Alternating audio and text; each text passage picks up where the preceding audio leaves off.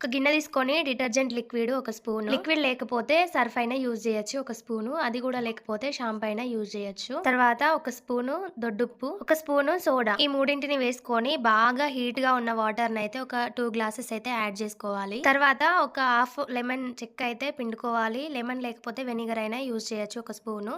తర్వాత ఇదంతా కలిసే విధంగా ఒక స్పూన్ తోటైతే మంచిగా మిక్స్ చేసుకోవాలి. దీని తర్వాత ఈ లిక్విడ్‌ని బాగా జిడ్డుగా గార పట్టిన మురికిగా ఉన్న బాత్రూమ్ టైల్స్ పైన అయితే యూజ్ చేయొచ్చు.